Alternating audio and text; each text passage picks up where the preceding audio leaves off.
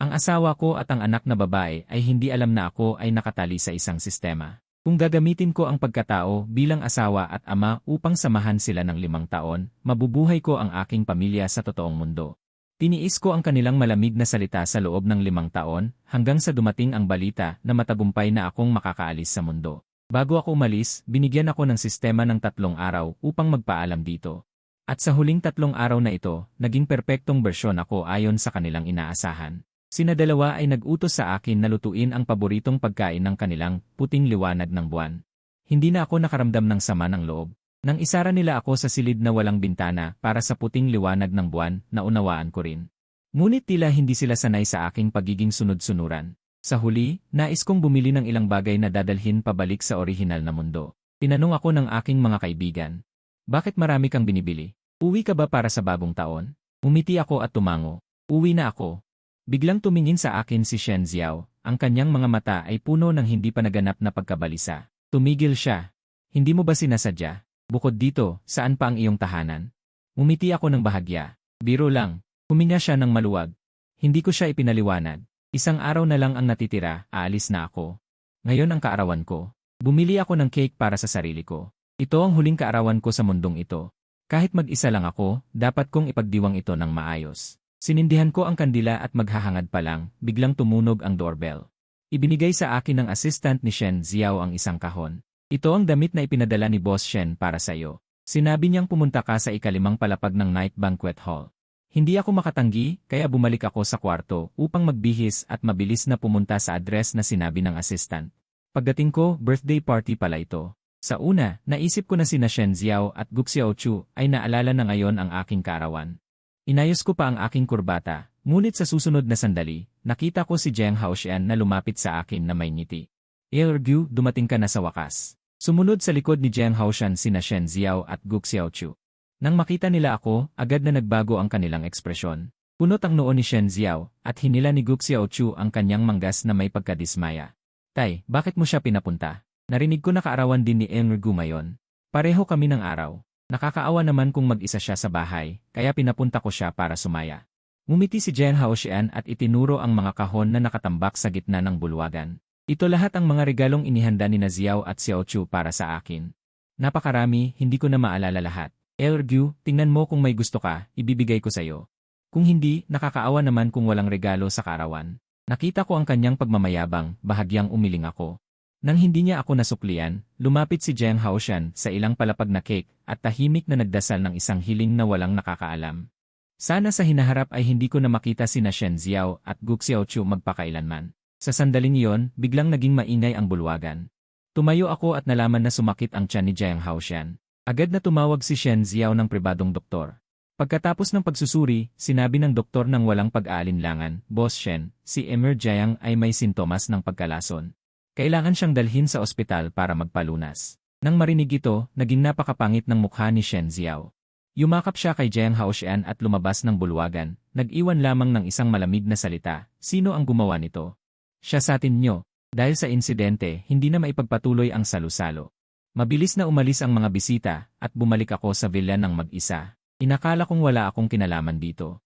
Hihintayin ko na lang ang oras at papapuntahin ako ng sistema pabalik sa totoong mundo. Ngunit nang sumapit ang hapon, biglang pumasok ang ilang bodyguard at ako ay dinala sa harap ni Jiang Haoxian. "Gu Tingcheng, sinabi ko na basta't manatili kang tahimik, hindi kita gagalawin. Pero paulit-ulit kang gumagawa ng masama kay Brother Haoxian. Talagang matigas ang ulo mo. Gu Tingcheng, ikaw na masamang lalaki. Naglakas loob kang lasunin ang aking ama." Nakita ko ang galit ng dalawa na parang bagyo na dumating sa akin. Mula sa kanilang mga salita, naunawaan ko ang dahilan. Inakala nila na ako ang naglason kay Jiang Haoxian. Hindi ko ginawa, pagtanggi ko. Sila ay nasa tabi niya sa buong oras. Paano ako magkakataon na maglagay ng lason? Ngunit hindi nila pinansin ang aking pagtatanggol. Si Shen Xiao ay diretso pang lumiko. Tumingin kay Jiang Haoxian, "Ano ang gusto mong gawin sa kanya? Hindi kita poprotektahan. Siya ay asawa mo pa rin, hindi maganda kung isama mo siya sa pulisya at masira ang iyong reputasyon. Kaya ipaubaya mo na lang siya sa akin ng isang araw." Pipilitin ko siyang umamin. Tumingin si Jiang Haoxian sa akin na hawak ng mga bodyguard, may matamis na ngiti sa kanyang labi. Inakala kong madali silang pumayag, ngunit naghintay ako ng mahabang panahon ng walang sagot. Tumingin ako at nakita ang pag-aatubili sa mukha ni Shen Xiao. Nag-atubili rin si Guk Xiaochu. Tay, ano ang gagawin mo sa kanya sa isang araw? Nang makita ang kanilang tingin, biglang namula ang mata ni Jiang Haoshan. Hindi man ako makapatay ng langgam.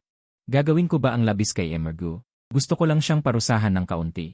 Para matuto siya sa kanyang pagkakamali. Kahit ganoon ang sabi niya, sa di malamang dahilan ay biglang nag-alala si Shen Ziao. Ngunit sa huli, marahil ay naniwala siya sa kanyang sinabi, o ayaw niyang siya ay malungkot, pumayag siya.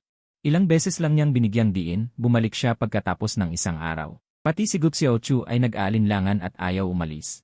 Sa huli, siya rin ay nag-iwan ng hindi mapagkakatiwalaang paalala, pagkatapos ng isang araw, dapat ibalik mo siya ng buo at walang sira. Ngumiti ng malumanay si Jiang Haoshan, ngunit biglang nagbago ang kanyang mukha nang umalis ang mag-ina. Pinasundo niya ako pabalik sa villa ng pamilya Jiang. Nang maisara ang pinto, malinaw kong nakita ang masamang liwanag sa kanyang mga mata. Sumenya si Jiang Haoshan kay Bao Biao at agad siyang lumapit at sinipa ako pababa sa lupa. Kinuha niya ang lubid at itinali ako ng mahigpit. Ang sipa ay puno ng lakas at nakaramdam ako ng matinding sakit sa aking likod. Nahulog na ako sa lupa. Bago pa ako makabawi sa sakit, kinuha ni Jiang Haoshan ang latigo mula kay Bao Biao. Malakas niya akong hinampas. Isang latigo ang tumama at agad na lumabas ang dugo. Ang matinding sakit ay nagpahiyaw sa akin nang hindi sinasadya. Nakita ko na ang dalawang mukha ni Jiang Haoshan. Alam ko na hindi maganda ang kanyang intensyon sa pagkuha sa akin, ngunit hindi ko inaasahan na ganoon siya kabilis at gagawin niya ito ng sobra. Sumunod ang ikalawa, ikatlo, at ikaapat na latigo na sunod-sunod na hinampas sa akin. Ganito mo ako hampasin. Hindi ka ba natatakot na hindi mo maipaliwanag pagkaraan ng isang araw? Habang nakahiga ako sa dugo, hindi ko na napigilan ang magtanong. Nang marinig niya ang aking tanong, hindi naman nag-alala si Jiang Haoshan. Wala kang alalahanin basta hindi ka mawawala ng biglaan. Kahit nahampasin kita hanggang sa halos mamatay, may dahilan ako para ipaliwanag iyon. Ang kanyang boses ay puno ng kasamaan. Ngunit bigla akong ngumiti, pero malapit na akong mawala ng biglaan. Hindi nakita ni Jiang Haoshan ang aking ngiti. Walang pagod siyang humahampas ng latigo. Ang latigo ay unti-unting nababahira ng dugo. Sumagot siya sa aking tenga. Buwisit, dahil sa iyo kinuha mo ang babae ko, kinuha mo ang anak ko. Puno ng dugo ang aking katawan dahil sa hampas, ngunit hindi pa rin ako humingi ng tawad. Kaya ikaw talaga ang naglagay ng lason. Ngunit hindi ba ikaw ang unang umalis at hindi na sila gusto? Nang marinig ito, tumawa si Jiang Haoshan nang may paghamak. Kahit na ayaw ko, hindi rin para sa iyo yon. Ano bang ginamit mong engkanto para ayaw kang hiwalayan ni Shen Ziao? Ang bibig ko ay puno ng sariwang lasa ng kalawang dahil sa tinitiis na sakit. Ang kanyang mga reklamo ay pumasok sa aking tenga. At tila nakakatawa lang sa akin. Hindi ba't para sa kanyang kalayaan kaya ayaw makipaghiwalay ni Shen Ziao? Siya ang unang umalis at pagkatapos ay nagalit siya na mayroon akong katabi si Shen Ziao. Hindi alam ni Jiang Haoshan ang iniisip ko. Lalo siyang humampas ng may galit, paulit-ulit na halos pumatay na. Hanggang sa tumunog ang telepono sa sopa, si Shen Ziao ang tumatawag. Nagbago ang kanyang ekspresyon. Sa wakas ay tumigil siya sa paghampas at sinagot ang tawag. Walang bati na narinig sa kabilang linya. Direkta siyang nagsalita, papuntahin si Gu Tingcheng sa telepono. Nanigas ang mukha niya. At ubili niyang ibinigay sa akin ang telepono, may masamang tingin sa kanyang mga mata. Bumuka siya ngunit walang tunog. Ngunit mula sa kanyang mga labi, naunawaan ko ang kanyang ibig sabihin. Kung magsasalita ka ng totoo, hindi ka lalabas ng buhay. Kuya Haoshan, hindi ka ba gumawa ng masama? Ang bihirang pag-aalala ni Shen Ziao ay nagpatahimik sa akin ng matagal. Ngunit hindi pa rin ako nagreklamo sa sandaling iyon. Dalawang salita lamang ang aking nasambit na walang lakas, wala. Sa pamamagitan ng telepono, narinig ko ang paghinga ng kaluwagan sa kabilang linya. Susunduin kita mamayang gabi. At ako rin. Bago pa man maputol ang tawag, narinig ko ang boses ni Guk Xiaochu na bata pa. Ngumiti ako ng malungkot. Hindi ko alam kung ano ang nangyari sa kanila ngayon, bigla na lang nila akong naalala. Marahil ay nadarama nila na alis na ako. Nang hindi ako sumagot, medyo bumigat ang paghinga sa kabilang linya. Bago pa siya makapagsalita, inagaw ni Jiang Haoshan ang telepono at pinutol ang tawag. Ibinigay niya ang latigo sa bodyguard. Mas lumalim ang dilim sa kanyang mga mata. Sapat na ang isang hininga. Hindi ba sinabi ni Boss Shen na susunduin siya mamayang gabi? Ang bodyguard ay nag-alinlangan sa paghawak ng latigo, ngunit pinagalitan siya ni Jiang Haoshan. Lalabas ako ngayon at hahanap ng paraan para maantala sila. Pahirapan niyo siya hanggang sa madaling araw. Umalis si Jiang Haoshan, ngunit hindi natapos ang pagpapahirap. Ang sakit, kasabay ng bawat latigo, ay sumakop sa lahat ng aking kamalayan. Nang gabing iyon, hindi ko sila nakita. Para kay Jiang Haoshan, muli silang sumira sa pangako. Hanggang sa lumiwanag ang langit, ang sunod-sunod na mga bodyguard ay sa wakas ay tumigil. Ako ay bugbog sarado na, puno ng sugat ang katawan, halos duguan na ang buong pagkatao. Nakakatakot. Narinig mula sa labas ng villa ang mahinang ugong ng sasakyan. Biglang nagbago ang ekspresyon ng mga tauhan ni Bao Biao. Agad nilang tinawag ang mga katulong. Kinalagkad ako ng mga katulong papunta sa kwarto, pinalitan ang aking damit. Hinugasan nila ang dugo sa akin, at sa wakas ay inalalayan ako sa sopa. Pagkatapos, biglang nawala ang lahat. Nang ako na lang ang natitira sa buong villa, biglang lumitaw sa harap ko ang isang lumulutang na gintong liwanag. Binabati kita, host. Natapos na ang misyon ng pagsasama. Nabuhay na ang iyong pamilya sa totoong mundo. Gusto mo bang umalis agad sa mundong ito? Ang puso ko ay nasasabik, ngunit wala na akong lakas sa mukha. Tiningnan ko lang ang sistema at nagtanong. Bago ako umalis, pwede mo ba akong tulungan? Ano ang gusto mong gawin? Narinig ko ang mekanikal na boses ng sistema. Tulungan mo akong kunin ang lahat ng CCTV footage ng mga nakaraang araw kung saan ako pinahamak at sinaktan ni Jiang Haoshan. Ito ang huling regalo ko. Sa mag-ina sa mundong ito. CJ, ihanda mo ang iyong sarili, host. Ihahatid na kita pauwi. Pagkatapos ng mga salita, nahulog ang gintong liwanag sa aking katawan. Biglang nawala ng walang bakas, naiwan lamang ang isang surveillance video na tahimik na nakalagay sa sofa kung saan ako dating nakaupo. Sa susunod na segundo, bumukas ang pinto. Sina Shen Xiao at Gu Xiaochu ang unang pumasok, tinitingnan ang walang laman na sala. Lalong lumakas ang hindi mapakali na damdamin sa kanilang mga puso. Hindi nakita ang taong gusto nilang makita, mahigpit na sumimangot si Shen Xiao. Tumingin kay Jiang Haoshan na sumusunod sa kanya pagpasok. Nasaan si Gu Tingcheng? Itinuro ni Jiang Haoshan ang direksyon ng sofa. Nandyan naman siya, maayos na nakaupo sa sofa, gusto niyang sabihin, ngunit nang lumingon siya, nakita niyang walang tao sa sofa. Bahagyang nagulat siya, at sa susunod na segundo, matalim na sumulyap ang kanyang mga mata sa mga bantay. Nang biglang mawala ang tao, nagulat ang mga bantay sa kanilang mga puso. Sabay-sabay silang umiling at nagpaliwanag kay Shen Xiao. Presidente Shen, noong lumabas kami, nakaupo nga si Ginoo sa sofa. Nasaan na siya? Nang makita niyang nagsisimula ng mag-alangan ang lahat at hindi makapagpaliwanag ng maayos. Naramdaman niya ang matinding galit na dumaloy sa kanyang ulo. Bakit hindi pa kayo maghanap agad? Mariin niyang sigaw. Naramdaman ng mga bantay na wala silang masabi. Hindi nila masabi kay Shen Xiao na buong magdamag nila akong binugbog. Timbang na timbang ang mga sugat ko, sa normal na sitwasyon, hindi ako makakaalis. Ngunit ngayon, hindi lamang wala ako sa sala. Kahit nahanapin nila ang buong villa, wala pa rin silang makitang bakas ko. Hindi rin alam ni Gu Xiaochu kung bakit. Mula nang umalis siya kasama si Shen Xiao kahapon, biglang naging mabigat ang kanyang puso. Hanggang sa tumawag si Shen Xiao kagabi. Nang marinig niya ang ingwalap kong sagot, saka lang siya natahimik. Inaasahan niyang makikita ako ngayon, ngunit pagdating niya rito, wala na ako. Muling sumakop ang hindi mapakali na damdamin mula sa kanyang puso. Tumingin siya kay Jiang Haoshan, may paninisi sa kanyang mga mata na hindi niya namamalayan. Tay, hindi ba't nangako ka na ibabalik mo siya ng walang pinsala ngayon? Nakita ni Jiang Haoshan ang sama ng loob sa puso ni Gu Xiaochu. Nagmukha siyang nahihiya, otomatikong tumingin kay Shen Xiao para humingi ng aliw, ngunit nakita niya ang paninisi rin sa mga mata nito. Biglang kumalat ang sama ng loob sa kanyang puso. Hindi inaasahan ni Jiang Haoshan na ako ang dahilan kung bakit sila magtatanong sa kanya. Dagdagan ang kanyang panibugho sa akin. Talagang hindi ko alam. Mula kagabi, hindi ba't kasama ko kayo lagi? Paano ko magagawa ang anuman kay Ginoong Gu? Bakit niyo ako ganyan tingnan? Biglang namula ang kanyang mga mata. Si Shen Xiao at Gu Xiaochu ay nagsimulang makonsensya. Kuya Haoshan, hindi kita sinisisi. Ngunit ngayong biglang nawala si Gu Tingcheng, kailangan muna natin siyang hanapin. Tay, pasensya na, hindi ko sinadyang sisihin ka. Hindi tinanggap ni Jiang Haoshan ang kanilang paghingi ng tawad. Galit siyang naglakad papalapit sa sofa para umupo, at nakita niya ang surveillance video na nakalagay sa sofa. Puno ito ng pagtataka. Kakailanganin niya itong kunin, ngunit ang mag-ina na sumusunod sa kanya ay nakita rin ang surveillance video. Mabilis nilang kinuha ang bagay. Binuksan ng mag-ina ang bag ng video at nag-agawang abutin ito. Bumalik ang mga bantay na may maputlang mukha. Presidente Shen, hinanap na namin ang lahat ng maaaring lugar, ngunit wala pa rin kaming makitang Ginoo.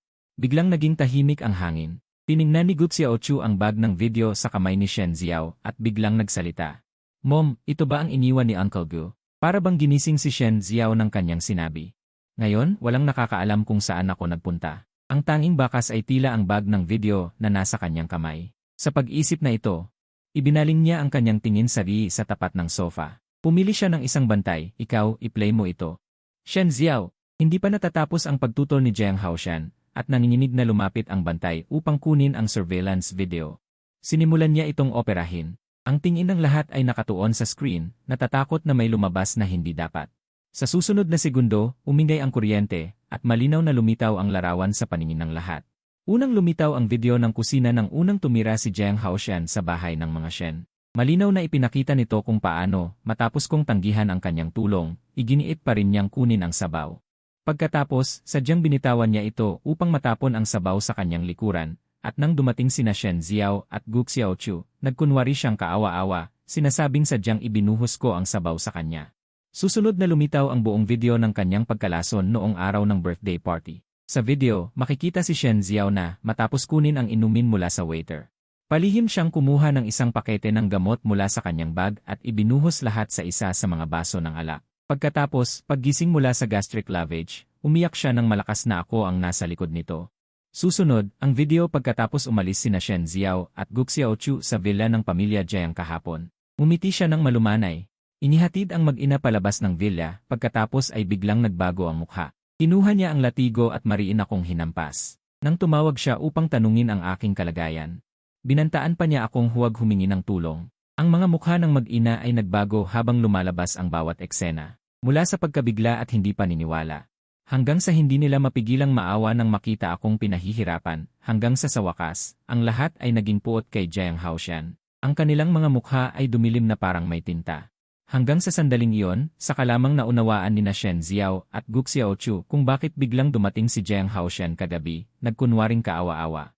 At sinabing ayaw na niyang mahiwalay sa kanila. Ito ba ang sinasabi mong ginawa sa iyo ni Gu Tingcheng? Ito ba ang sinasabi mong hindi mo siya gagalawin? Tay, hindi ba't nangako ka na ibabalik mo si Uncle Gu nang walang pinsala ngayon? Kung kanina'y tanong lamang iyon na hindi sinasadya. Ngayon, ang tono ni Shen Ziao at Gu Xiaochu ay puno na ng distansya at pagtatanong. Si Jiang Haoshan naman, mula nang lumitaw ang mga eksena, ay puno na ng pagkalito. Namutla rin ang kanyang mukha. Hindi niya maisip kung paano matapos akong bugbugin ng ganoon.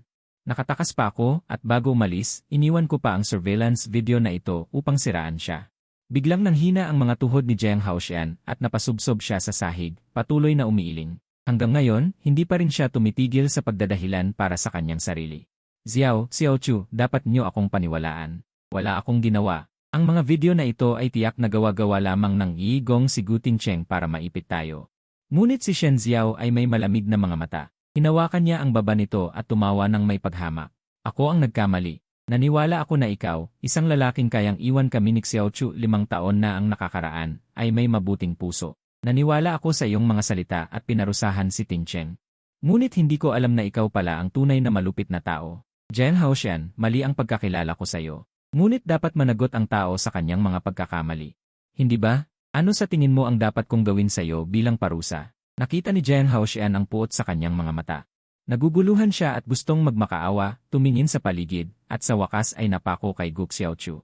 Humingi siya ng tulong dito, sinubukan siyang patawarin. Xiaochu, pakiusap, magmakaawa ka kay nanay. Alam ni tatay na mali siya. Hindi niyo ako pwedeng gawin ito. Hinila ni Gu Xiaochu ang manggas ni Shen Ziao. Nakita niya ito at nagliwanag ang kanyang mga mata sa tuwa at pagmamataas. Di ba? Kahit anong gawin ko para kay Gu Xiaochu, hindi pa rin niya naalala ang kabutihan ko. Sa isang salita lang niya, tiyak na mamamagitan siya para sa akin. Lumingon si Shen Ziao kay Gu Xiaochu.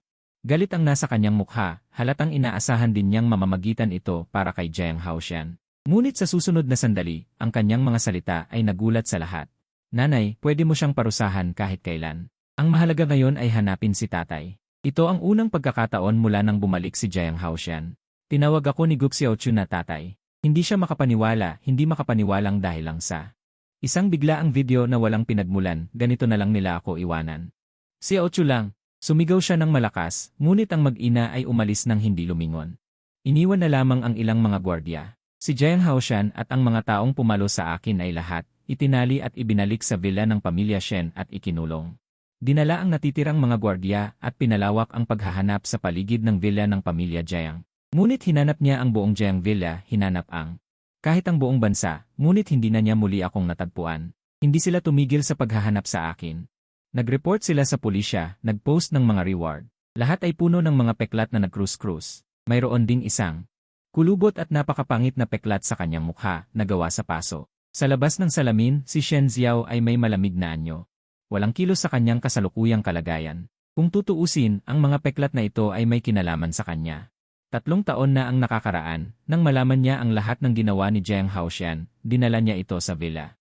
Ibinalik niya ang lahat ng ginawa nito sa akin. Simula sa mainit na sabaw na yon, siya mismo ang nagpakulo ng tubig at ibinuhos sa kanyang kanang pisngi. Hindi siya nanghina kahit sa iyak at pagsusumamo. Ilang beses niya akong pinalo. Marahil ay marami pa siyang pagdurusang matatanggap mula kay Shen Xiao. Ngunit kahit na nakakulong siya, hindi rin maganda ang kanyang kalagayan. Tinatawag siyang walang hiyang ikatlong kapatid. Inaapi at binubugbog ng lahat ng mga bilanggo. Madalas na hindi siya makakain. Sila ay matagal nang nagkahiwalay. Walang posibilidad na mag-usap ng maayos. Kaya sa oras na yon, parehong inis sina Shen Xiao at Gu Xiaochu. Di ba sinabi mong alam mo kung saan nakaparada? Ayaw talagang pumunta ng mag-ina. Hinanap sila ng labas ng mundo sa loob ng 3 taon nang walang mahanap. Siya na nabilanggo, paano niya malalaman? Maliban na lang kung noon pa man ay malupit na siya. At pinatay ako at itinago. Ngunit kung ganoon, hindi na sana siya naghintay ng 3 taon bago sabihin sa kanila. Ngunit kahit isang pagkakataon lang, ayaw nilang palampasin. Napangiti si Jiang Haoxian sa kalahati ng kanyang bibig na hindi naman nanigas dahil sa paso na mukhang kakaiba. Kung ito ay makita ng isang duwag, baka matakot at managinip ng masama. Ngunit kahit si Gu Xiaochu na 8 taong gulang, ay hindi nagbago ang itsura nang makita ang eksenang ito. Parang wala siyang napansin. Ang kanyang boses ay paos ng magsalita. Alam ko na wala na siya sa mundong ito. Bumalik na siya sa kanyang sariling mundo. Nakakatawa, di ba? Dito kayo nagpapahirap sa akin para sa kanya, gumagastos ng maraming tao at yaman para hanapin siya. Sa totoo lang, hindi niya kayo minahal. Napatigil sina Shen Xiao at Gu Xiaochu nang marinig ang mga salitang ito. Pagkatapos, ang pangalawang reaksyon nila ay hindi maniwala. Wala sa mundong ito, hindi kayo minahal. Puro kalokohan, mga kathang-isip at panlilin lang. Magkapareho ang ekspresyon ng mag-ina. Akala nila si Jiang Haoxian ay sinasadya silang galitin dahil sa pagpapahirap sa kanya. Agad silang nagdilim ang mukha. Tumayo sila para umalis, ngunit muli niya silang tinawag. Ayaw ninyong malaman kung sino ang 2 tao sa litrato na hinawakan ni Gu Tingcheng noong panahong iyon. Ang paos na boses ay lumabas sa teleponong basta na lang itinapon sa mesa.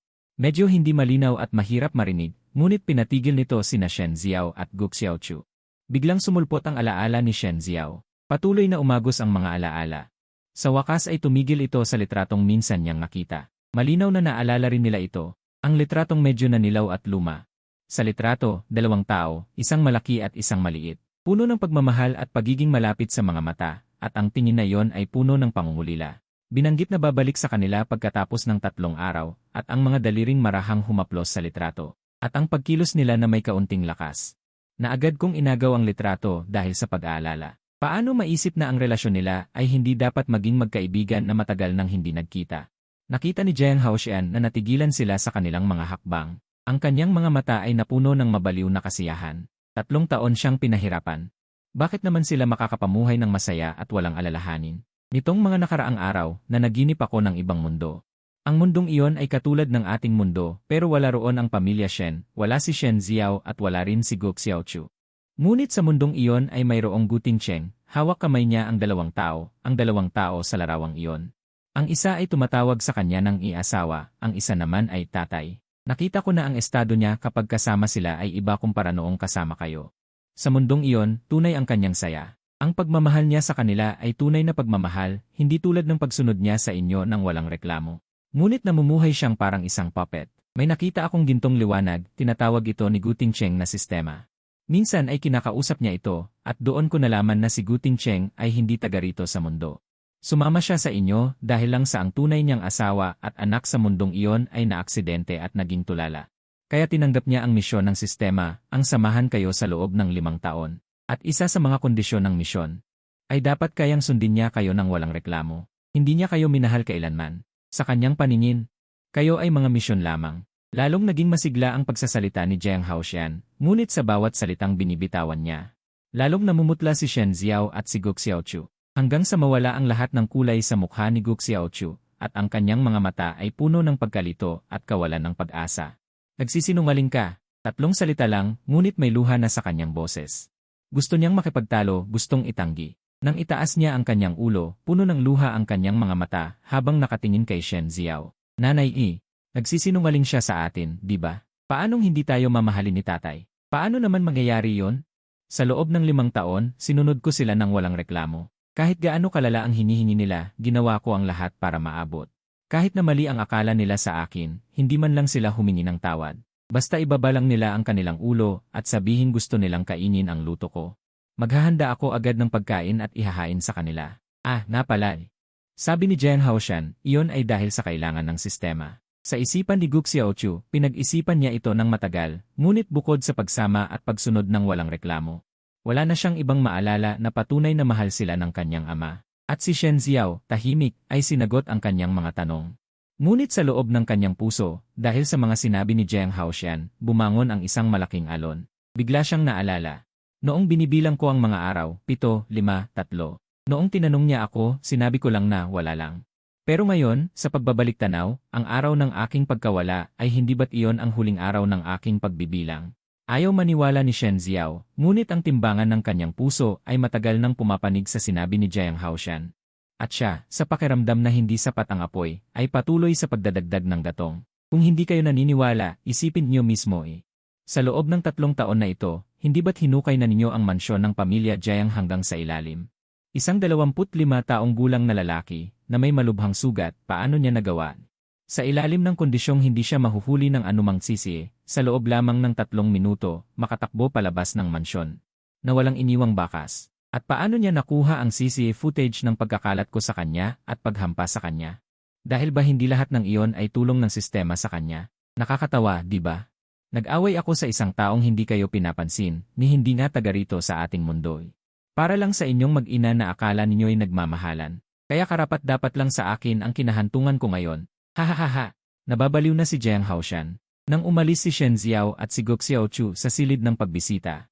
Pareho silang wala sa sarili, ang mga hakbang ay pasuray-suray. Mula sa pintuan ng bilangguan hanggang sa lugar ng sasakyan. Ilang hakbang lang, ngunit halos 5 beses silang madapa. Kailangan pang lagi silang bantayan ng mga bodyguard. Para hindi sila mapahiya sa harap ng maraming tao. Pag-uwi sa mansyon ng pamilya Shen, ikinulong ni Shen Xiao ang sarili sa kanyang silid. Ayaw niyang makakita ng sinuman, pati na si Gu Xiaochu. 5 taon siyang kasal sa akin. Hindi kailanman naisip na posible palang hindi ko siya mahal. Akala lang niya, sobra akong nagmamahal sa kanya. Kaya nagagawa kong mahalin pati ang anak nila ni Jiang Haoshan, kaya nagagawa kong tanggapin ang kanyang pagiging malamig. Ang paghamak at pang-aapi ng kanyang mga kaibigan. Kaya kahit na muling nagningas ang pagitan nila ni Jiang Haoshan at dinala pa niya ito sa mansyon ng walang kahihiyan. Wala akong pakialam. Pero ang totoo, dahil lang hindi ako umiibig, kaya wala akong pakialam, di ba? Bigla siyang nainggit sa mga tao sa larawang iyon na ako'y nagmamahal sa kanila ng ganoon kalalim na kahit sila'y naaksidente at naging tulala. Pumunta ako sa kakaibang mundong ito, nagpakasal sa isang ganap na estranghero at inalagaan ang ibang mag-ina sa loob ng 5 taon. Para lang buhayin muli ang dalawang iyon. Akala ni Shen Xiao may utang siya sa akin at gusto niyang bayaran ito. Nang magtagal at hindi pa rin niya ako mahanap, hindi siya sumuko. Akala niya'y isa itong matinding paghahangad. Ngunit sa sandaling ito, natuklasan niya. Hindi ito utang na loob, hindi rin ito paghahangad. Sa hindi niya namamalayan, nahulog na pala ang loob niya sa akin. Ayaw lang niyang aminin. Na nahulog siya sa isang lalaking tinatawag ng kanyang mga kaibigan na manyak. Ayos lang ako. Duwag siya, hindi niya kayang aminin. Kahit noong sinabi ni Jiang Haoshan na dadalhin ako, hindi siya naging matapang para protektahan ako. Kung mas maaga sana niyang nakilala ang sarili niyang puso, magkakaroon kaya ng ibang wakas ang aming kwento. Sa aking pag-alis, magkakaroon kaya ako ng kahit kaunting panghihinayang dahil sa kanya at kay Gu Xiaochu. Ngunit sayang, sa mundong ito, walang gikong. Sa isa pang silid. Buong paghahanap ni Gu Xiaochu sa buong villa, ngunit nalungkot niyang natuklasan na wala ni isang bakas ko ang naiwan dito, kaya't ngayon ay hindi na siya makapag-isa. Ang tao ay laging natututo lamang pahalagahan ang mga bagay o tao kapag nawala na ito. Tulad noong nasa tabi pa ako niya, hindi siya kailanman nagalit sa akin. Noon, lagi niya akong sinusunod sa lahat ng bagay, ngunit walang habas niya akong sinasaktan at binabastos. Ngayong nalaman niyang may isa pa akong anak, hindi na niya ako makikita pa at biglang naging walang laman ang kanyang puso, parang nawala ang pinakamamahal niyang laruan. Naalala muli ni Gu Xiaochu ang 2 beses noong nakita niya akong nagsusunog ng aking mga gamit. Sa ngayon, iniisip niya na marahil noong mga oras na iyon ay iniisip ko na ang pag-alis. Kung noong panahong iyon ay napansin niya ang kakaiba at pinili niyang pigilan ako, magkakaiba kaya ang lahat ng ito? Mananatili kaya ako? Mabibigyan kaya niya ako ng kahit kaunting pag-asa? Ngunit, sayang, noong panahong iyon, nang makita niya ang aking ginagawa, ang masama niyang sinabi ay, talagang basura lahat, mas mabuti kung ang sinusunog mo ay ang iyong mga gamit. Ang emosyon ng isang bata ay mabilis dumating.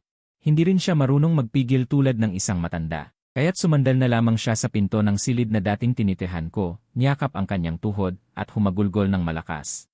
Simula ngayon, wala na siyang tatay. Ang mga katulong sa villa ay hindi alam kung ano ang nangyari, tanging alam lang na umuwi ang dalawang Panginoon. Ang isa ay nagkulong sa sariling silid, ang tanging komunikasyon ay ang pagpapadala ng alak. Ang isa naman ay tumakbo sa silid ng Panginoong lalaki at humagulgol. Kahit anong pagsuyo ay ayaw niyang buksan ang pinto, at hindi rin tumigil sa pag-iyak. Sa huli, napilitan na lamang silang umalis. Hanggang sa dumilim na ang gabi. Ang ina at anak, isa ay lasing na lasing at nawalan ng malay, ang isa ay napagod sa pag-iyak. At nakatulog ng mahimbing na nakasandal sa pinto. Sa wakas, tumahimik na ang villa. Nang gabing iyon, nagkita sina Shen Xiao at Gu Xiaochu sa panaginip.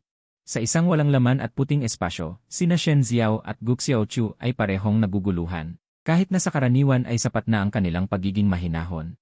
At ang pagiging mas matalino kaysa sa kanilang edad, nang biglang mapunta sa isang kakaibang lugar, si Gu Xiaochu ay hindi sinasadyang lumapit kay Shen Xiao. Si Shen Xiao, na may bahagyang napansin na kakaiba sa lugar na ito, sa kanyang panandaliang pagkalito, ay hindi sinasadyang hinila si Gu Xiaochu sa kanyang likuran. At nag-ingat na tumingin sa paligid. Sa sandaling iyon, biglang lumitaw ang isang ginintuang liwanag. Pagkatapos ng ilang pagkislap, ito ay tuluyang naging matatag sa harap nila. Ang sistema 1,107 ay nakatanggap ng matinding pagnanais. Matagumpay na nakakonekta sa tagapagtaguyod. Magandang araw, mga tagapagtaguyod. Ako ang sistema 1,107. Ikinagagalak kong maglingkod sa inyo. Kung makukumpleto ninyo ang mga gawaing ibibigay ng sistema, makakakuha kayo ng isang pagkakataon upang matupad ang isang hiling. Nais ba ninyong magpakabit? Sistema, matupad ang hiling. Napakapantasya ng pangyayari. Nagkatinginan sina Shen Xiao at Gu Xiaochu. Pakiramdam nila ay nananaginip sila. Naalala nila ang huling pag-uusap nila kay Zheng Haoxian at hindi na malayang hinawakan ng kanang kamay ang kaliwang kamay. At pinisil ito ng napakalakas. Walang naramdaman. Nakita ni Gu Xiaochu ang kanyang ina. Na pinipisil ang kanyang sariling kaliwang kamay. Pagkatapos ng pisil, ang pakiramdam ng panghihina ng tuhod ay kitang-kita at sa kanyang puso ay may kaunting pagkadismaya. Panaginip nga, sabi ng sistema na nakita agad ang iniisip nila. Kaya't nagpaliwanag ito ay hindi panaginip. Ang dahilan kung bakit hindi nyo nararamdaman ang sakit ay dahil ang espasyo ng sistema ay mapapasukan lamang ng kaluluwa. Kapag ang kaluluwa lamang ang nasaktan, saka lamang mararamdaman ang sakit. Ngunit dahil ang pinsala sa kaluluwa ay hindi na maaayos, hindi ko iminumungkahi na subukan nyo ito. Ang huling pangungusap ay tuluyang pumawi sa ideya ni Shen Xiao na subukan ito. Hindi pa siya muling nakakita sa akin. Paano siya magkakaroon ng hindi na maaayos na pinsala? Sa pag-isip na ito, lalo niyang hinigpitan ang hawak sa kamay ni Gu Xiaochu. Tumingala siya sa ginintuang liwanag na iyon. Talaga bang matutulungan mo kaming matupad ang aming hiling? Kahit ano. Pumunta sa ibang mundo, makita ang taong gusto kong makita. Nang marinig ni Gu Xiaochu ang sunod-sunod na tanong na ito ni Shen Xiao, ang kanyang puso ay napuno din ng pag-asa. Mula noong 3 taon na ang nakalilipas nang malaman ko ang dami kong pinagdaan ng kawalan ng katarungan, hanggang sa kalaunan ay malaman kong may iba akong pakay sa pagpunta ko sa kanila. Sa loob ng 3 taong ito, si Shen Xiao ay hindi tumigil sa pag-isip na makita ako ng isa pang beses. Ngayong bigla niyang nalaman na maaari niya akong makita muli. Siya ay labis na nasasabik, ngunit natatakot na ito ay isang malaking pangarap lamang. Kapag nakumpleto ninyo ang mga gawaing ibibigay ng sistema, makakakuha kayo ng pagkakataong matupad ang inyong hiling. Dahil sa espesyal na katangian ng inyong hiling. Ngayon ay may 2 pagpipilian. Una, piliin ang sistema ng pagsama, pagkatapos ay pumunta sa isang mundo. At samahan ang target na gawain sa loob ng 5 taon. Sa panahong iyon, hindi maaaring tanggihan ang lahat ng kahilingan ng target ng gawain. Pagkatapos makumpleto ang gawain, makakakuha ng isang gantimpala para matupad ang hiling. Pangalawa, piliin ang sistema ng pagkalat ng kayamanan, pumasok sa itinakdang mundo. Piliin ang itinakdang target ng gawain at magpakabit. Ang 70% ng ari-arian na makukuha sa mundo ng gawain ay ipapadala sa pangalan ng target ng gawain sa pamamagitan ng anumang paraan. At pagkatapos piliing pumasok sa mundo ng gawain, hindi na makakabalik sa orihinal na mundo. Ang 2 pagpipilian ay tumutugma sa 2 landas. Nagkatinginan sina Shen Xiao at Gu Xiaochu, at nang walang kaunting pag-aatubili ay nagsalita, na sinabi ang parehong sagot. Pinipili ko ang pangalawa. Ang mundong iyon para sa kanila ay wala nang dapat pang pagsisihan. Hanggat maaari akong manatili sa tabi nila magpakailanman, ano naman kung kailangan nilang ilipat ang 70% ng kanilang ari-arian sa akin. Ito naman ay utang nila sa akin. Ito ang dapat nilang bayaran sa akin. Tungkol naman sa sistema ng pagsama, kailangan pang sumunod at samahan ang ibang tao sa loob ng 5 taon.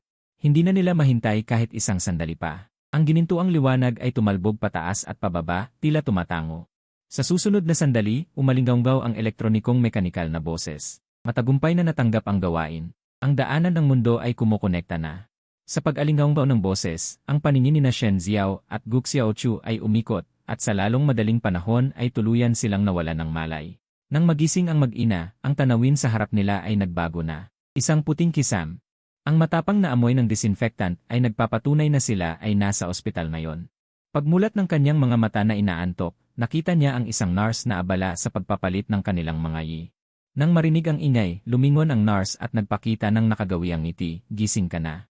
Sa 3 taon ng pagbalik ko sa orihinal na mundo, biglang tumawag ang isang hindi kilalang numero. Noon ay nasa rehabilitation center ako ng Central Hospital.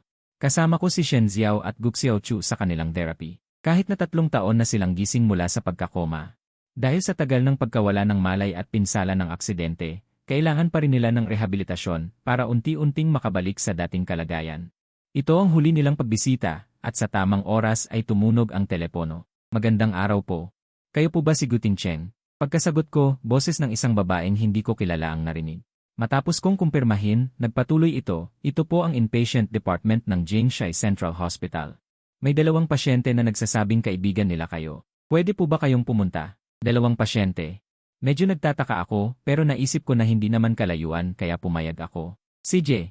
Pagkatapos ng tawag, nagpaalam ako kay Shen Ziao. At kay Gu Xiaochu na nagte-therapy, pagkatapos ay tumayo at naglakad papunta sa inpatient department. Ito ay nasa 5 palapag sa tapat ng rehabilitation center.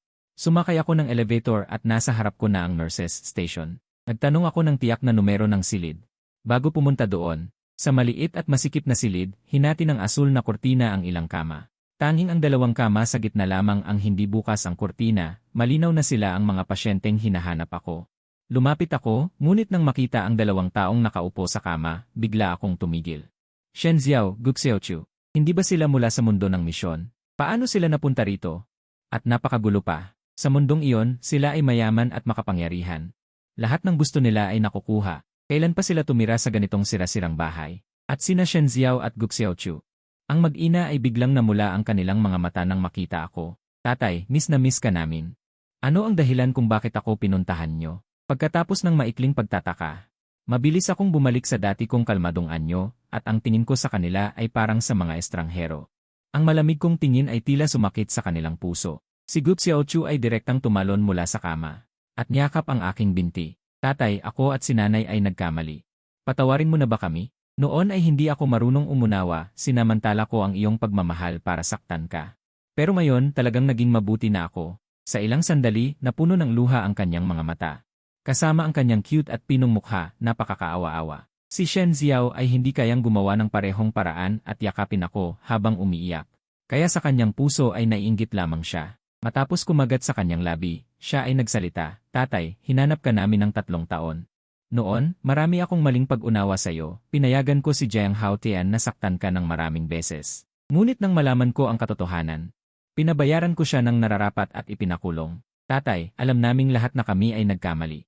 Kahit anong parusa ang gusto mong ibigay, gawin mo, basta huwag mo lang kaming iwan, okay? Ang dating malamig at mapagpasyang.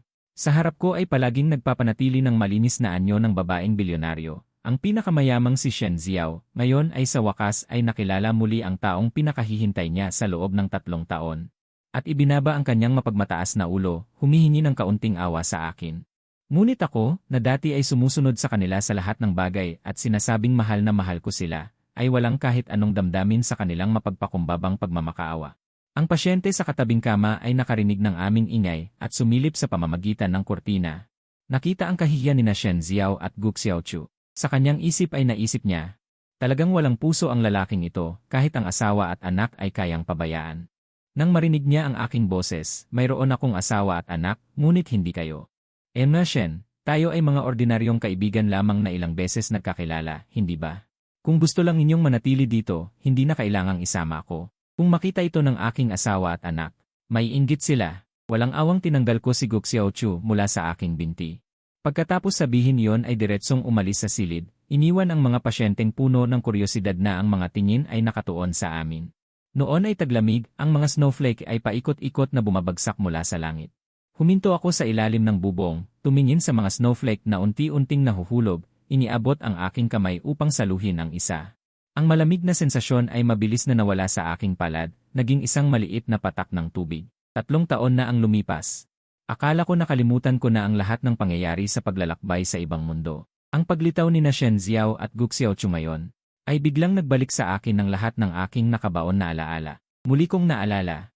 Ang araw na natapos ko ang misyon, ang paglalakbay sa ibang mundo at ang sistema ay napakakapani-paniwala. Nang muling magising, natagpuan ko ang aking sarili sa pamilyar na silid. Sa kalituhan, naisip ko na ito ay isang tunay na panaginip lamang. Subalit ako ay narito. Maaaring ako'y ibalik ng sistema 5 taon na ang nakalipas, noong ako'y aalis pa lamang. Ang aking katawan, lahat ng pinsalang natamo sa mundo ng misyon, ay hindi maiiwasang sumama sa akin pabalik. Ang mga sugat ko, malalaki at maliliit, napunit ang balat, ay hindi pa nagagawa. Tumutulo pa ang dugo ng paunti-unti. May botika sa villa, ngunit wala akong lakas na makatayo. Paano ko pa kukunin ang botika at gagamutin ang aking sarili? Kahit na ang kasambahay ay maaaring magdala ng botika at tumulong sa aking paggamot, hindi ko maipaliwanag ang pinagmulan ng mga sugat na ito. Buti na lang at hindi tuluyang umalis ang sistema pagkatapos akong ibalik. Nakita nito ang aking panganib. At naalala na ako ay nasugatan ng ganoon kalubha upang matapos ang misyon, kaya't kusang loob nitong pinagaling ang aking mga sugat. Ang mga hibla ng gintong liwanag mula sa sistema ay inalis at ipinadala sa aking katawan. Di nagtagal naramdaman ko ang isang kaaya-ayang pakiramdam sa aking katawan.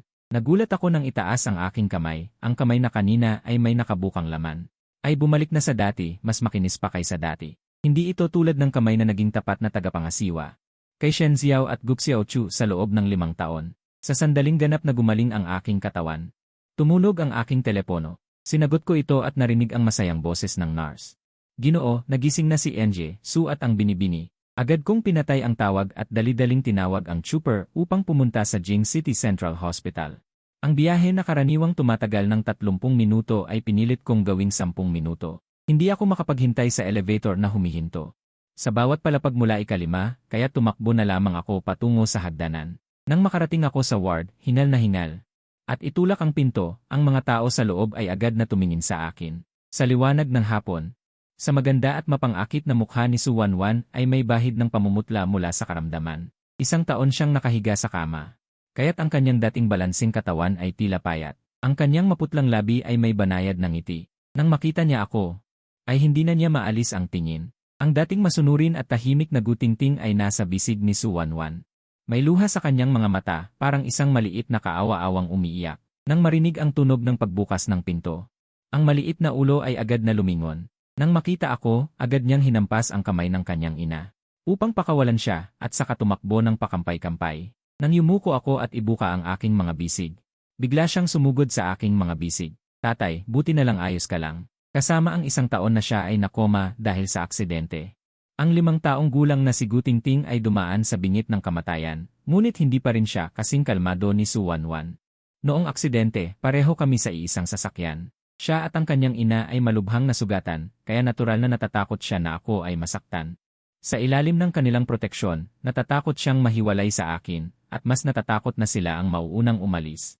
At iiwan ako ng mag-isa. Mahigpit kong niyakap si Gu Tingting. Ang malalaking patak ng luha ay nahulog mula sa aking mga mata. Bago pa man ito bumagsak sa kanyang balikat, isang maliit na kamay ang marahang pumunas nito. Tuminala ako, ang aking mga mata ay maulap ng luha. Gusto kong magsalita, ngunit ang pait at sama ng loob sa aking lalamunan ay namula ang aking ilong. Ang luha ay patuloy na bumagsak ng malalaki. Si Su Wanwan, na hindi nagsasawa, ay pinunasan ang lahat ng bakas ng luha sa aking mukha at marahang hinalikan ang aking pisngi. Ibinuka niya ang kanyang kamay at niyakap ang aming dalawa, malaki at maliit, sa kanyang mga bisig. Sa mahinang boses ay inalo ako. Paumanhin, sa mga panahong ito ako at ang bata ay nagpabahala sa iyo. Hindi na ito mauulit. Huwag ka nang umiyak, kung patuloy kang iyak, masasaktan ang puso ko. Ang maliit na kamay ni Gu Tingting ay patuloy na humahapyaw sa aking likod. Hanggang sa humupa ang aking emosyon. Ang nurse na nag-ikot ay nakita kaming ganito at mumiti upang aliwin kami.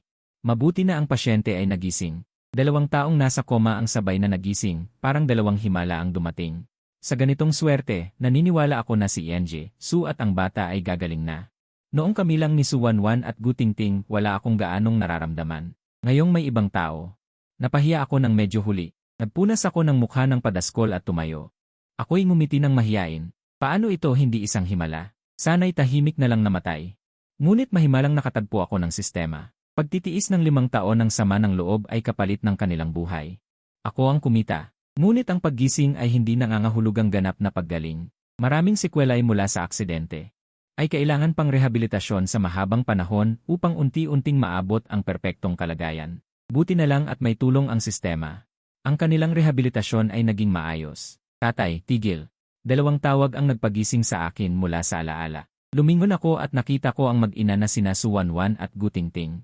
Nakatayo sila sa ilalim ng bubong sa kabilang gilid, puno ng pagmamahal at lambing sa kanilang mga mata. Biglang umihip ang hangin. Dinala ang mga piraso ng nyebe patungo sa amin na sa huli ay dumapo sa kanilang mga buhok at balikat. Tumawid ako sa bagyo ng nyebe at tumayo sa ilalim ng bubong, katapat nila. Sa ilang hakbang na yon, ang aking ulo ay natabunan ng lumilipad na nyebe. Maputi na ang buhok ni tatay at nanay. Ito ba ang sinasabi ng mga sinaunang tao na magkasamang pumuti ang ulo? Ngumiti si Suwanwan at tumango, at saka pinunasan ang nyebe sa aking katawan. Inayos ang scarf, ibinigay ang payong kay Gutingting, at sa isang kamay ay binuhat siya, sa kabila ay hinawakan ako. Uwi na tayo, magkakapit kamay tayo. Sa kanyang mga bisig, si Gutingting ay gumamit ng 2 kamay upang halos masalo ang 3 sa ilalim ng payong, ang kanyang boses ay puno ng saya at pag-asa. Uwi na tayo. Sa likuran namin, si Shen Xiao at Gu Xiaochu ay nakatingin sa aming 3 bilang isang pamilya. Ang pagkakasundo at pagmamahalan sa pagitan nila ay nagdulot ng pamumula ng kanilang mga mata at pag-init ng kanilang lalamunan. Hindi nila nakalimutan na bumaba sila upang humingi ng aking puso, upang bumalik ako sa kanilang tabi. Ngunit sa sandaling iyon, hindi nila maigalaw ang kanilang mga paa upang habulin ako. Nanay, hindi na ba si tatay kailanman babalik upang maging tatay ko? Si Gu Xiaochu ay may namumulang mga mata, tuminala kay Shen Xiao na tahimik na nakatingin sa direksyon kung saan kami ni Gutingting umalis. Ang kanyang boses ay puno ng pag-iyak na tila halos lalabas na. Nais niyang humingi ng negatibong sagot, ngunit si Shen Xiao ay umiling lamang. Wala siyang sinabi, walang nakakaalam kung nais niyang sabihin hindi ko sila iiwan. O hindi na ako tatalikod. Isang ginintuang liwanag ang kumislap sa harap nila, at isang mekanikal na elektronikong boses ang naglabas ng kanilang unang misyon pagdating sa mundong ito. Pakiusap, maghanap agad ng trabaho. Iayos ang pagpasok sa paaralan at ang kanilang kinabukasan. Susunod sila sa plano ng sistema ng maayos, pag-aaral at trabaho, pagkakaroon ng walang katapusang yaman. Ngunit ang kayamanan ay hindi kailanman para sa kanila. Muli ko silang nakita ni Shen Xiao at Gu Xiaochu sa paaralan. Ang guro ni Gutingting ay tumawag sa akin, sinabing ang aking anak ay nakipag-away sa paaralan, at gusto niya akong pumunta upang ayusin ito. Binaba ko ang telepono at nagmamadaling pumunta sa paaralan, ngunit hindi ko maintindihan kung bakit, dahil si Gutingting ay laging masunurin at mabait. Hindi pa siya nakipag-away sa mga kaklase dati. Hanggang sa makarating ako sa paaralan at makita ang isang batang may sugat sa mukha, ngunit puno pa rin ng galit. Sa aking puso, mayroon akong hinala. Tulad ng inaasahan, nang makita ko ang dumating. Ang galit sa mukha ni Gu Xiaochu ay biglang nawala. Tatay, hindi ako nangaapi ng kaklase. Si Gutingting ay walang sugat sa kanyang katawan, ngunit ang kanyang anyo ay parang labis siyang naapi. Itinuro ang nakatayo sa tapat niyang si Gu Xiaochu at nagreklamo. Siya ang unang gumulo sa akin. Sinabi pa niyang ikaw ang kanyang tatay, hindi ang tatay ko. Hindi talaga inaasahan ni Gu Xiaochu na ang tatay ni Gutingting ay ako. 2 beses lang niya nakita si Gutingting, isa noong 3 taon na ang nakakaraan sa pamamagitan ng litrato, at isa noong 1 buwan lamang ang nakakaraan. Hindi niya masyadong naalala ang una, at sa huli ay hindi niya gaanong nakita ang anyo ng bata. Ang pag-aaway na ito ay dahil nakita niya ang aking litrato.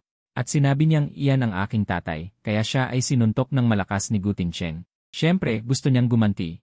Ngunit hindi man lang niya maabutan si Gutingting. Si Gu Xiaochu ay naghintay na dumating si Shen Xiao upang siya ay ipagtanggol, at kahit na siya ay sinuntok ng ilang beses, hindi siya umiyak. Ngunit nang makita niya akong dumiretso kay Gutingting, bigla siyang napaiyak. Tatay, sabi niya, nakaismid, habang nakatingin sa akin na marahan kong inaalo ang iba. Ang kanyang puso at mata ay puno ng hinanakit. Hindi ito dapat ganito. Dati, napakabuti mo sa akin.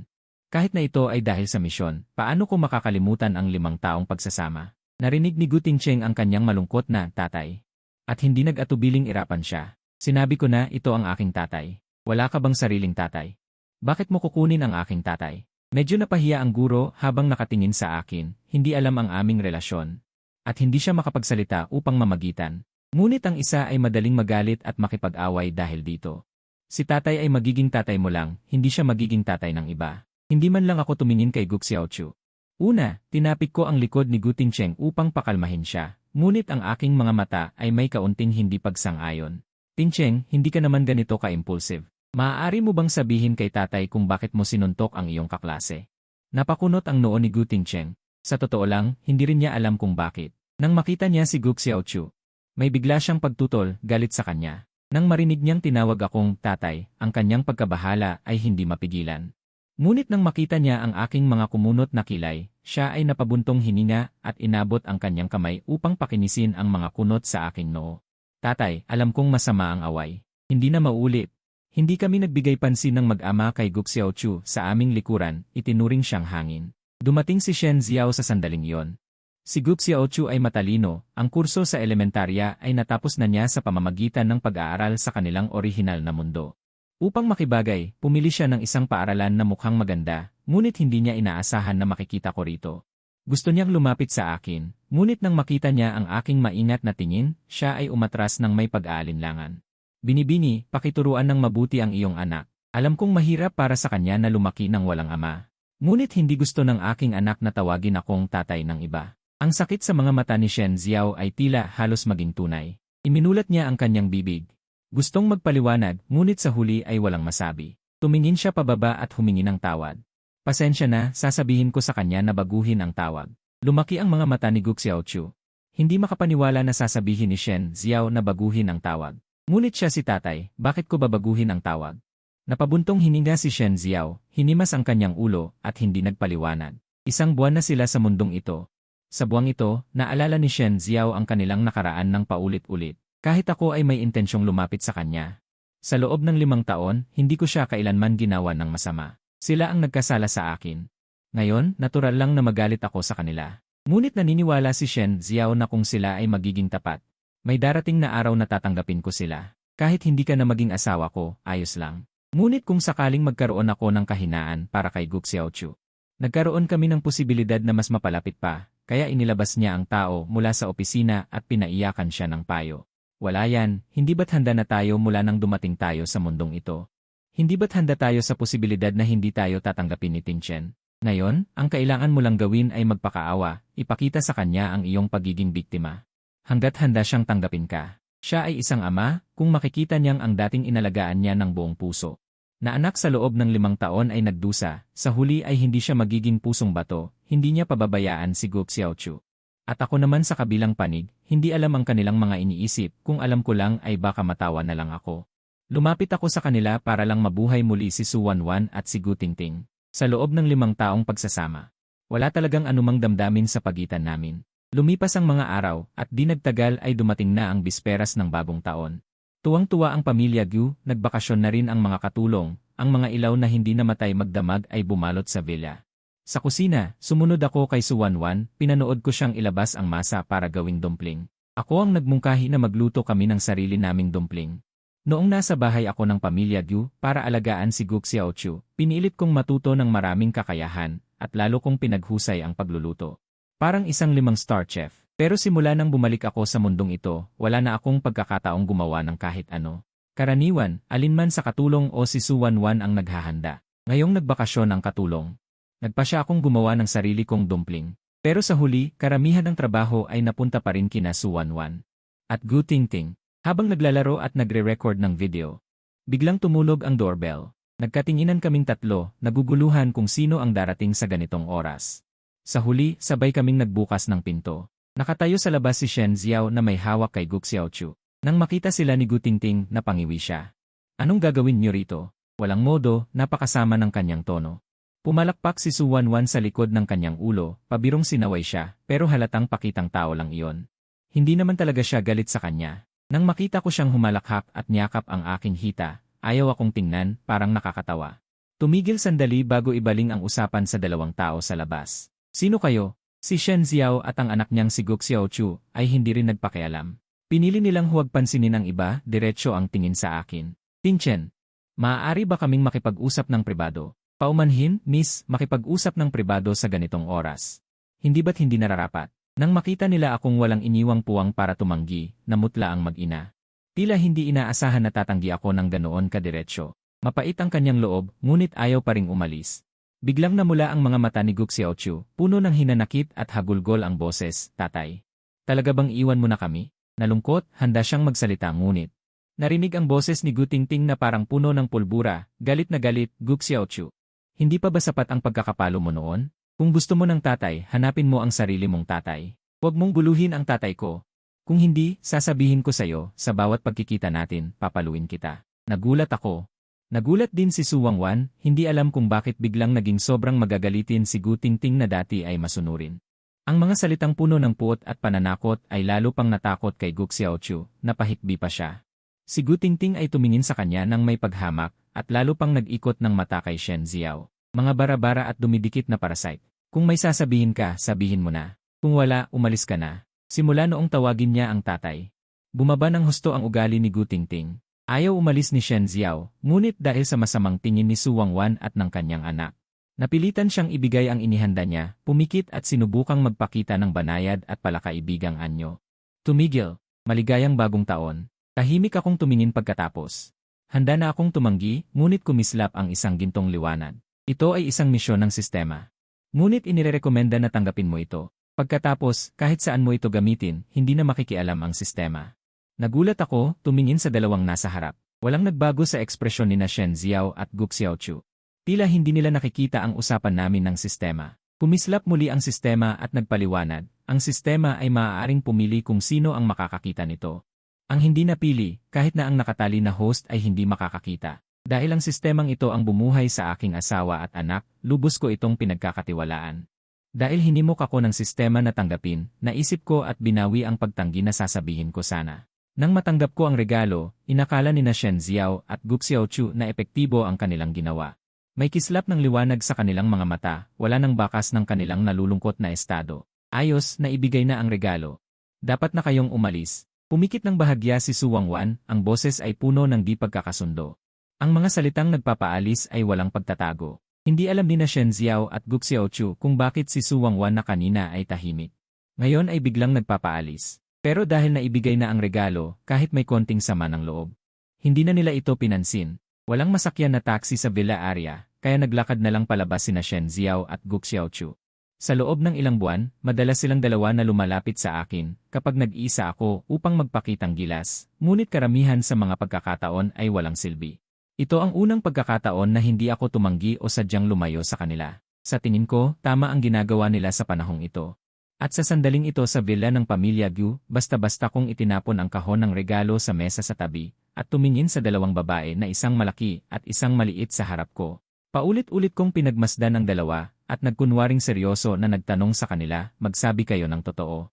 Ano ba ang itinatago ninyong dalawa sa akin kanina lang? Masyadong halata ang galit nila kay Gu Xiaochu at Shen Ziao. Nagtinginan sina Su Wangwan at Gu Tingting, at pagkaraan ng sandali ay ngumiti sila ng tawa. Naguluhan ako sa kanilang tawa, bigla akong nagalit at nahiya, at pinalo ko ng palad ang mesa. May bahid ng galit sa aking tono. Nang makita nila na galit ako, mabilis na nagbuhos si Su Wangwan ng isang baso ng tubig at inilagay sa harap ko. Si Gu Tingting naman ay mabilis na humaplos sa aking likod gamit ang kanyang maliit na kamay at nagsabi, Itay, huwag ka munang magalit. Sasabihin namin ni nanay sayo. Kamakailan lang ako at si Tingting ay nanaginip. Sa panaginip, sila ay walang malay ng higit sa 1 taon. Sa ibang pananaw, nakita nila ang lahat. Lahat ng ginawa ko para sa kanila. Mula nang sila ay mawalan ng malay, lumuhod ako sa labas ng operating room at nanalangin sa Diyos. Upang sila ay mabuhay, hanggang sa malaman ko na sila ay naging mga halaman, umakyat ako ng 3,000 hakbang na lumuluhod sa bawat hakbang. Lumuhod sila sa pinakabanal na templo ng Wangwuang upang manalangin sa mga Diyos na sila ay gumaling. Labis silang naawa. Gusto nilang ako na lamang ang magdusa. Nang makita nila ang aking mga tuhod na duguan, labis nilang kinapuotan ang kanilang sarili.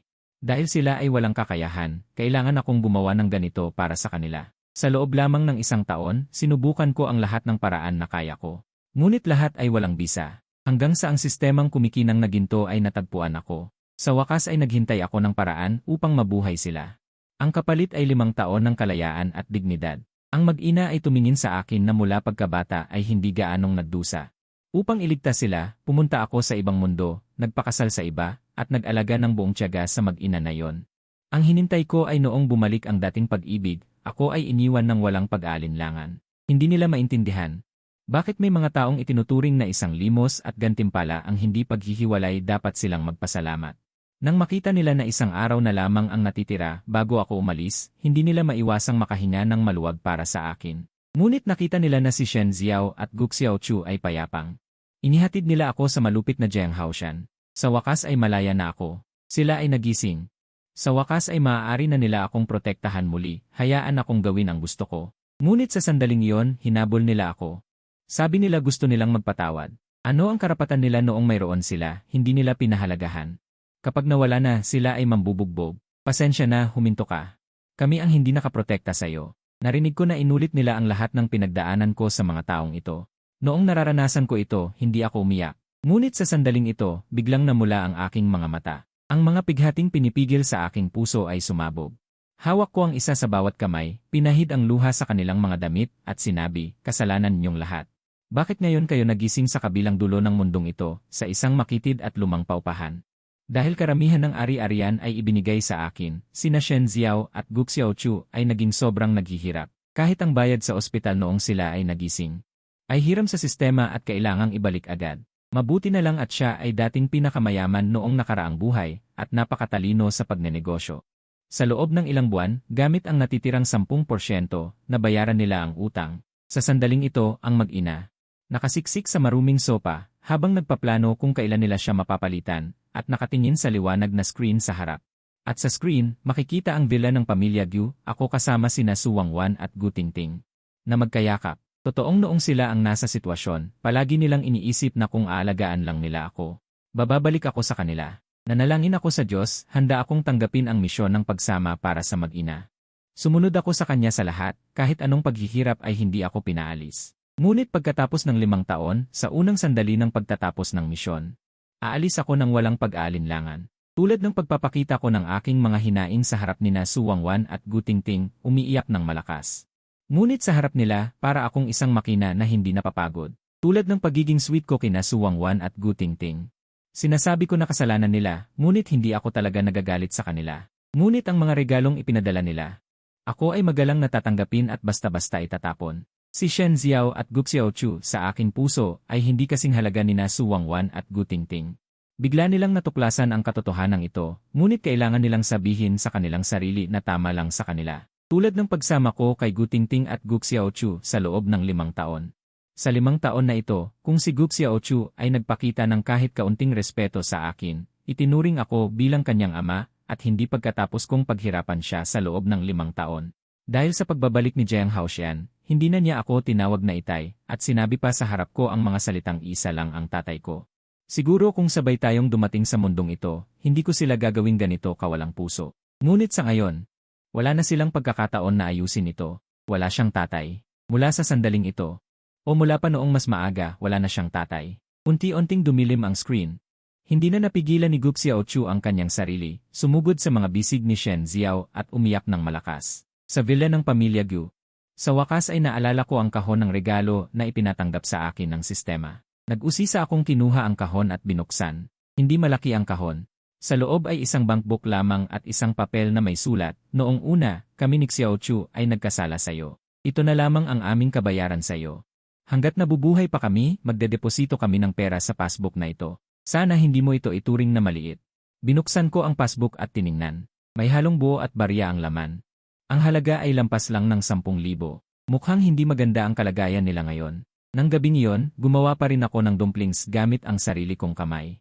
Palagi kong iniisip, kahit ano paman, kahit ilang beses pa, ginawa ko na ito para kina Shen Xiao at Gu Xiaochu. Wala namang dahilan na ang tunay kong pamilya ay hindi pa nakatikim ng pagkain gawa ko. Pagkatapos kumain, dumating na ang oras para sa pagpupuyat.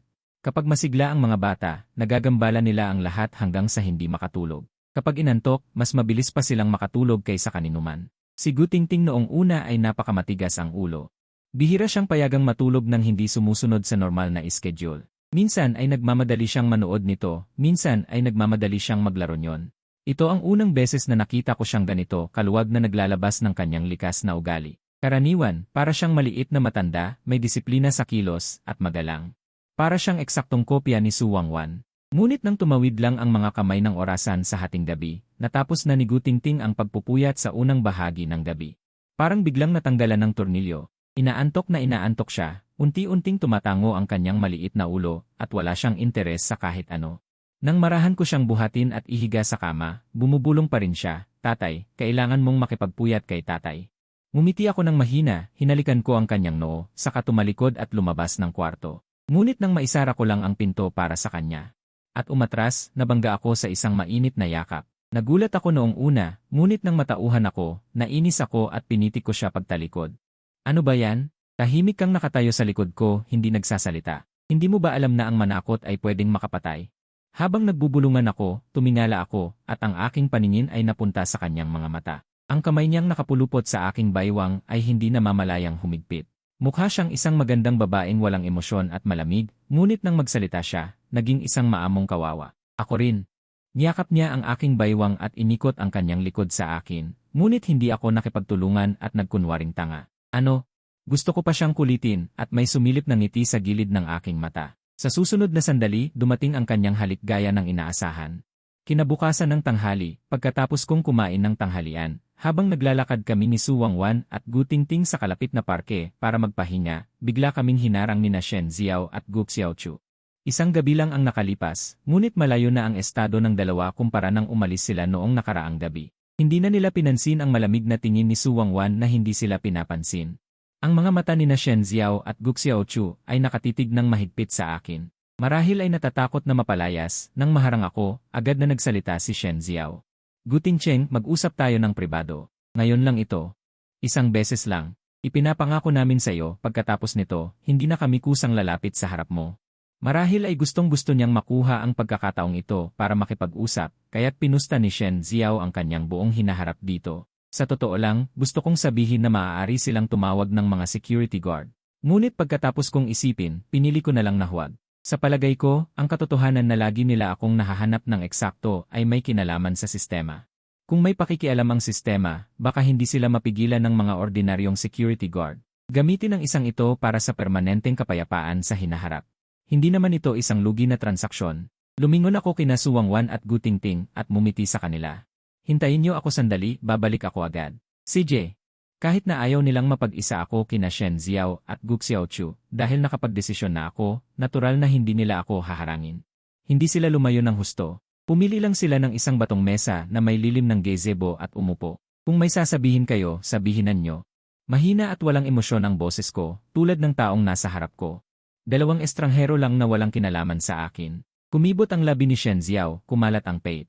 Ang kanyang paningin ay sumusubaybay sa mga tampok ng aking mukha, na parang gusto niyang iukit ang aking anyo sa kanyang isipan. Ngunit hindi siya maglakas loob na tumingin ng matagal. Natatakot na magdulot ng pagkayamot sa akin, kaya nagmadali siyang magsalita. "Gu Tingcheng, mahal mo ba talaga sila?" Hindi na kailangang sabihin kung sino ang ibig sabihin ng sila. Kumunot ang noo ko sa kanya, na para bang sinasabi ng mga mata ko na nagtanong siya ng isang hangal na tanong.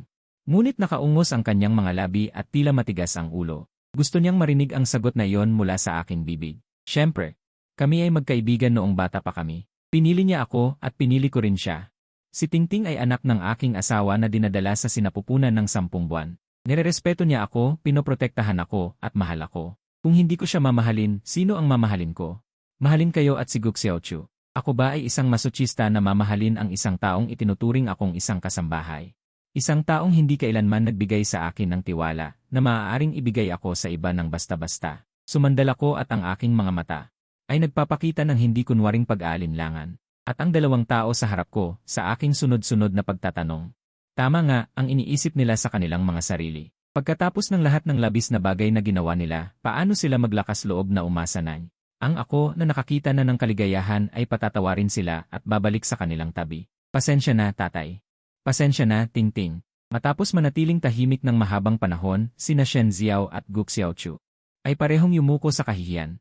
Ngunit umiling ako. Hindi ninyo naranasan ang lahat ng pinagdaanan ko. Kaya hindi ko rin balak tanggapin ang inyong paghingi ng tawad. Nga pala, tungkol sa inyong mga tawag di. Kung tama ang pagkakaalala ko, sinabi ko na ito dati. Binibining Shen. Sana sa susunod ay hindi ko na marinig na tinatawag niyo akong tatay at si Tingting. Si Tingting lang ang anak ko. Ang relasyon natin ay hindi rin sapat na malapit para doon. Kung wala na kayong ibang sasabihin, aalis na ako. Pagkasabi nito, tumayo ako at naglakad palabas ng gazebo. Nang marinig ni na Shen Ziao at Gu Xiaochu ang aking sinabi, lalong lumaki ang kanilang mga mata, at sabay-sabay silang tumayo pagkataas ko. Tumayo rin sila at narinig ang aking mga hakbang. Teka, napahinto ako ng bahagya at lumingon sa kanila. Mayroon pa ba? Ama, wala na ba talaga kaming pagkakataon? Sabi ni Gu Xiaochu na mamumula ang mga mata. Nakayuko ang mga sulok ng kanyang bibig, mukhang labis na naapi. Nanginginig din ang boses ni Shen Ziao. Tinitigan ako ng mabuti, nais makakita ng bakas ng pag-aalinlangan sa aking mga mata. Pagtigil. Kailangan bang maging ganito katiyak? Putulin ang lahat ng ugnayan. Nang marinig ko ang kanilang mga salita, nagtaas ako ng kilay at mumiti ng bahagya. Ako ba ay tiyak? Hindi ko rin ba sinabi?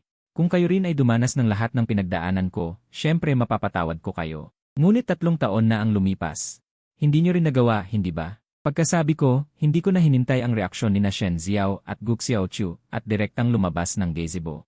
Naglakad ako patungo kina Su Wangwan at Gu Tingting na matagal nang naghihintay sa labas. Tatay, tapos na ba kayo mag-usap?